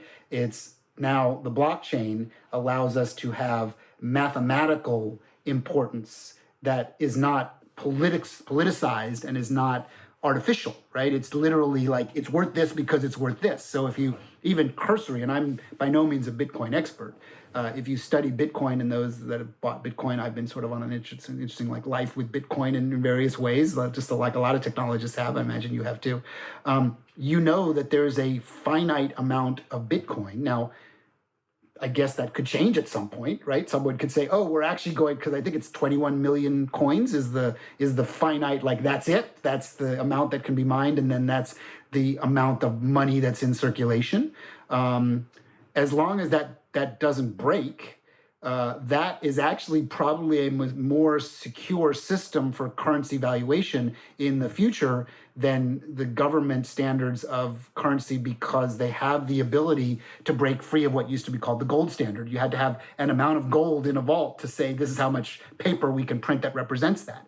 Once we cracked that, once we said, well, that's, we're going to lie now, we're not going to actually do that anymore, you get these things called inflation and hyperinflation, and the perspective of things changes. But I think it's really interesting to study currency and the modernization of currency, removing it from the government equation because it is so powerful, right? And it drives so much in so many ways. I think it would I would listen to a podcast with you and Bitcoin experts that aren't all about the geekiness and tech of Bitcoin, but the philosophy behind Bitcoin and what makes Bitcoin. I haven't checked it this morning, but yesterday it was $47,000 a coin, right? And it's only 12 years old, 14 years old, something like that. And at one point it was 0.8 cents a coin, right? So the legitimacy of that being built not on political ramifications or political regimes or artificiality. The security is built on math. The security is built on the fact that there's a finite amount and as people perceive it having more legitimacy. And then there's news cycles within the tech world that affect this. So like when Elon Musk says, I'm going to buy a couple $1 billion of Bitcoin and I'm going to accept Bitcoin and I'm going to like legitimize it, again, you saw a whole nother pop in Bitcoin, right? So a lot of people are capitalized on it, but it's few and far between. The amount of humans that own Bitcoin versus the amount that don't own Bitcoin is it's stunning. Like, and you know, the other thing is like from a stock equity standpoint, I think the statistics are of the citizens of the United States, half, like almost half, have never bought an equity, have never bought a stock. Half of the population. Like, how do we help train them? And it's interesting to study Robinhood.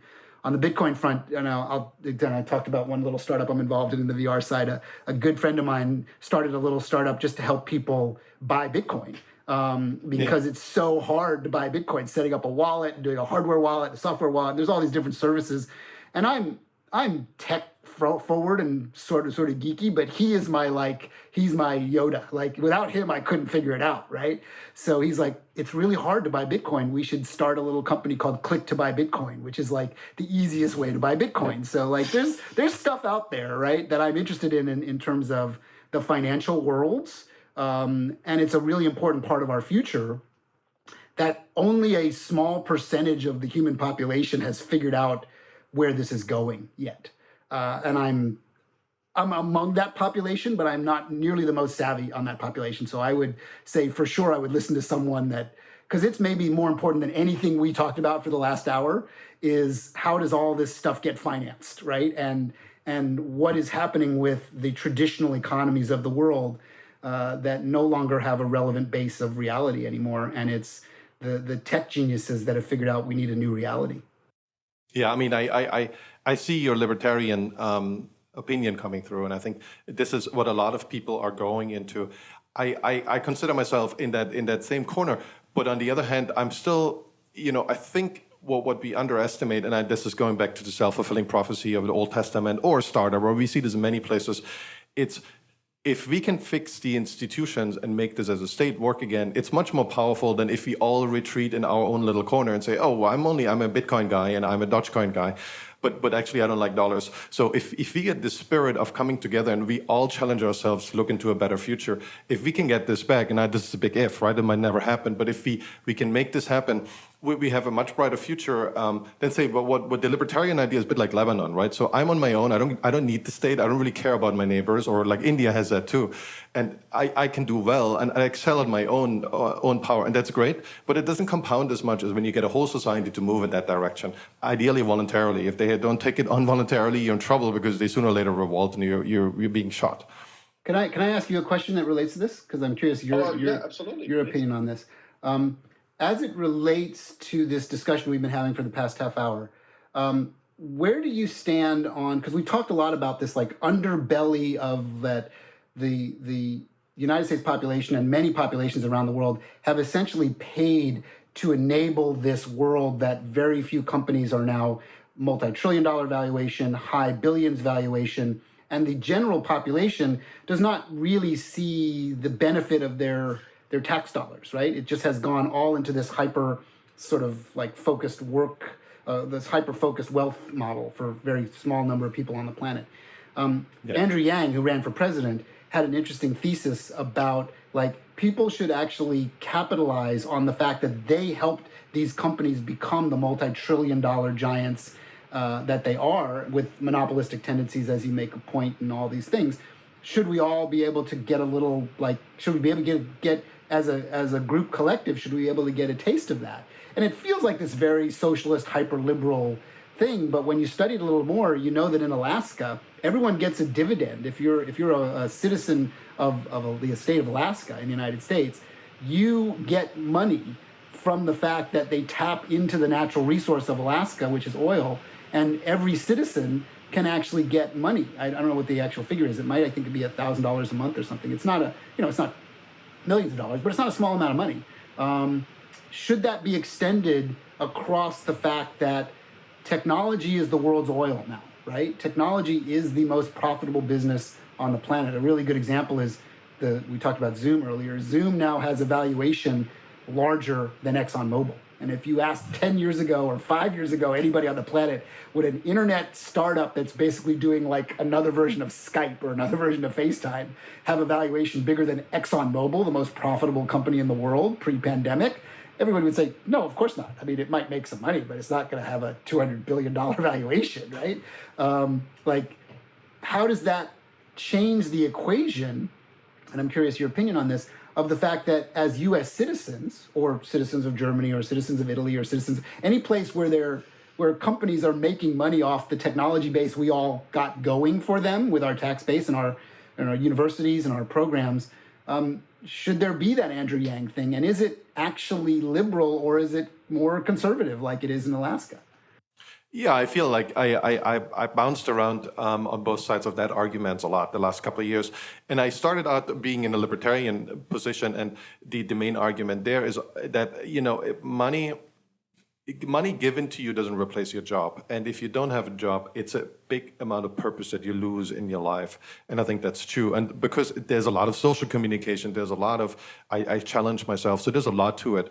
But on the other hand of that argument is, how do we, your job isn't everything. There's tons of things in your community you can get a lot of purpose out, and we think job is like a job is that what is our equivalent to going on the field and working on the field. Nobody does that anymore, and now we work in these office spaces, or now we work at home. Is that really necessary? That's debatable at this point, and I feel when a lot of people say, "Oh, this is just like welfare," and it can be, right. That actually can be made. Well, we have to be careful about going down that rabbit hole, right? But if you say it's an investment and you invest in your human capital, which sounds very socialist, but in the end, this is what every company does, right? So the most important thing about a company is hiring the right talent. And everyone has a different idea about talent, but in the end, those are the people who create something better and are more productive, right?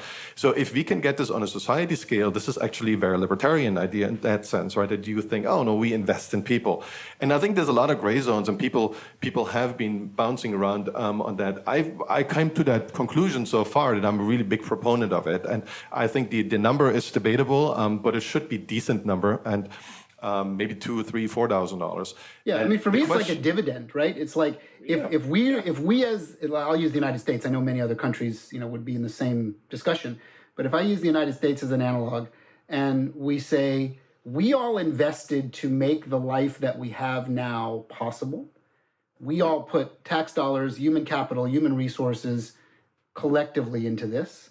Should we see something on the back end, right? And it goes into a little more vein of, if Google and Facebook as two examples are really tapping into that infrastructure that we supported to help them get there. I'm not saying that they should become like social services or public companies, like a public good. I don't think that's the right approach. I'm very capitalistic in my belief structure, just like it sounds like you are. But should there be some level of transparency and give back where, the amount of data mining you allow and the amount that they make on you, they should give you a dividend, just like you own stock in them, right? The only way to do that, and this is where the counter argument is, well, if you actually believe in that thesis, which I do, then the right way to do that is to buy stock in those companies, right? Because if you buy stock in those companies, you own those companies, but half of the population of the United States doesn't have the wherewithal to buy stock in anything. So, should we help them along their journey? I don't have the answers. I have like answers on both sides, right? The question is how this is being pulled off, and I think how voluntarily will these companies give up money, right? So, I mean, they have shareholders too, and they will sue the hell out of anything you put on that. But I think if we can get them to invest, and I think they're very, very liberal. So the idea is that they invest in talent is, I think, core to their heart. I mean, they sometimes do a lot of virtue signaling, not a lot of actual actions behind it. But if we get them to see this as their cause, and if they are able to somewhat voluntarily to finance this, maybe future bonds, I think this could actually work. It will be really tricky if you say, well, everyone who has more than $100 million, your money is gone, right? This is a big problem, because that's kind of seems to be the Democrats' view on this, at least some of the more edgier parts of it. This is tricky because you need those people with a lot of money to push big investments forward that make everyone better off. Yeah, and they it know becomes that a very too. nuanced argument, right? You kind of want to scare them, but you don't want to lose them. So, and if they go to all to Singapore, and Singapore does something similar. They have low taxes, but they have socialized healthcare, they have socialized housing. Right. So it's they do it in a similar way. They don't really talk about it, so nobody really knows. But they are very socialist in that sense. So I think there is a good argument to be made to go down this way, and I think it's going to be fine. I mean, everyone's going to be fine. People make this big. I mean, I feel San Francisco is very communist. I feel it's kind of like Eastern Germany, where I grew up sometimes. And if people behave like this, but on the other hand, there is a level where you can do, like what Germany turned out. It's a very social world of capitalism, and it kind of found its way, right? It's very bureaucratic, but it's very efficient bureaucracy. So everyone has different things they can bring to this marketplace. So some part of this UBI, I think, will happen. But the question is, if we print so much money, would it be really worthwhile, right? Giving someone $2,000 is easy now, but if we inflate by 10x, then it's like $200. Yeah, maybe it shouldn't be we just give them money. Maybe we give them equity in these companies. Maybe there's an easier path to say, everybody gets a starter investment in X, Y, and Z company. You can choose which one you want, because these companies have done really well. And, to your point, it's a very good point. A lot of these ultra wealthy, 0.1 of 1% have done the whole Warren Buffett thing and have agreed to essentially give their fortunes back, or big portions of their fortunes back to the common good, to philanthropic efforts and whatnot. So I think what happens in our society and the way we message things is that we try and get to the end game, and there's no one right answer to any of this, right? There's little sort of correctness pieces in it, and if you can remove the political sort of like the firebrand that you have, well, that's because you're a socialist and because you're liberal. Not necessarily, and not in all cases, but there are points to be made on both sides. It just becomes, it's what the social media world has created, this like, well, you fit here, you fit into this bucket, and we're going to feed you and we're going to bubble you into this bucket, where it sounds like you and I don't fit into that bucket at all. We would actually argue both sides of the equation.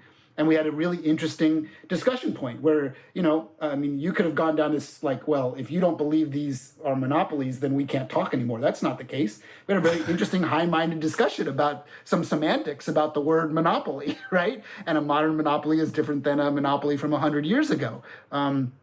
If the rest of the world that is communicating constantly on all these different platforms could understand the nuance of a high-minded discussion, I think we'd just be in a better place as humans. So this was a terrific discussion, and it went a long time because, I'm glad you say this. I'm very honored, and I think people will get there. This whole boxing and people into realities, this has happened, and I think it's because the algorithms were kind of stupid. But as the algorithms increase, people will come out of this depression, and I think the next 10 years will look much better than the last 5 years. So I'm very hopeful there.